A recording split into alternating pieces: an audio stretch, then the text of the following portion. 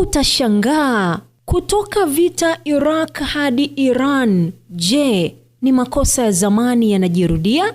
Mtazamaji na mfuatiliaji wa Zaki Digital, endelea kusubscribe, kulike na kukomenti kila aina ya tukio la kimataifa. Sanamu ya Saddam Hussein iliyoko katikati ya mji mkuu wa Iraq, Baghdad, ilibomolewa Aprili 9, 2003. Bamba la chuma kwenye msingi wa sanamu hiyo liling'olewa na jukwaa la marumaru ambalo sanamu hiyo ilisimama lilivunjwa kwa nyundo. Hapo awali raia wa Iraq walijaribu kuiangusha, walipanda juu ya sanamu hiyo ili kuweka kitanzi shingoni mwake, lakini hawakufanikiwa. Hatimaye wanajeshi wa Marekani walilazimika kutumia gari la kivita kubomoa sanamu hiyo kubwa. Ilikuwa wakati ulioashiria mpito wa madaraka nchini Iraq baada ya vikosi vya Marekani na washirika kuanzisha uvamizi wao siku 20 tu zilizopita. Shambulio hilo lilianza kwa mabomu makubwa na makombora ya meli yalitumika kumuua rais wa Iraq,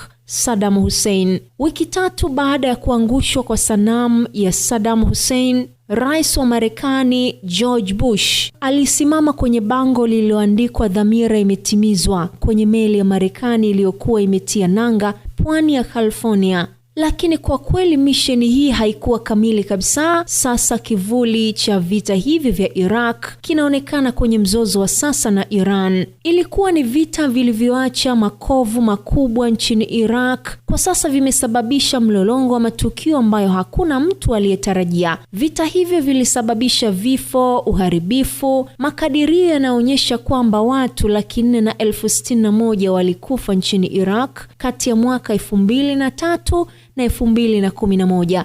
Vita hivyo viligharimu Marekani dola trilioni 3. Leo Marekani imeanzisha vita katika eneo hili ambalo watu wengi wanaliita vita ya kupenda. Wakati huu vita hivyo vinapiganwa dhidi ya jirani wa Iraq, yaani Iran. Hakika kuna kufanana kwa kiasi kikubwa kwa vita hivi viwili, lakini pia kuna tofauti kubwa zinazotuonyesha jinsi dunia ilivyobadilika tangu wakati huo. Marekani ilikuwa na malengo kadhaa yanayohusiana na kuivamia Iraq, ambayo baadhi yake hayakutambuliwa hadharani wakati huo, lakini kiini chake kilikuwa hamu ya mabadiliko ya utawala. Baadhi ya watu waliokuwa karibu na rais wa Marekani wa wakati huo, George Bush, waliona vita vya Ghuba vya mwaka 1991 havikuwa vimekamilika. Saddam Hussein alifukuzwa kutoka Kuwait katika vita hivi, lakini aliendelea kuwa madarakani. Hili huenda lilikuwa ni binafsi zaidi kwa Rais Bush,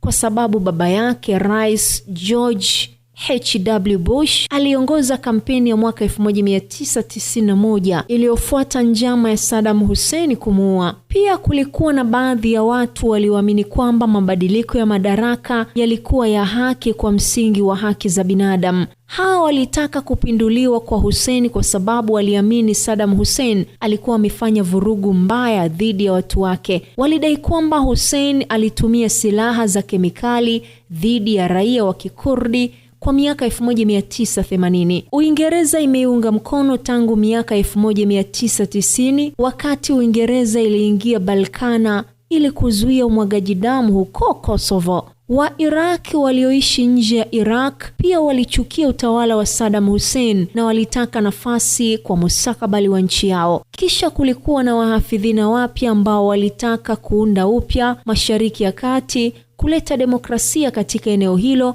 na kuwaondoa madikteta waliokuwa maadui wa Marekani. Shambulio la sasa dhidi ya Iran pia linaonekana kusababishwa na utata kuhusu malengo, kudhoofisha jeshi la Iran, kuzuia utengenezaji wa silaha za maangamizi na kuwaunga mkono wa Irani wa kawaida wanaokabiliwa na vurugu mikononi mwa utawala. Watu wanaohusishwa na utawala wa Trump wametaja sababu hizo zote za kushambulia Iran.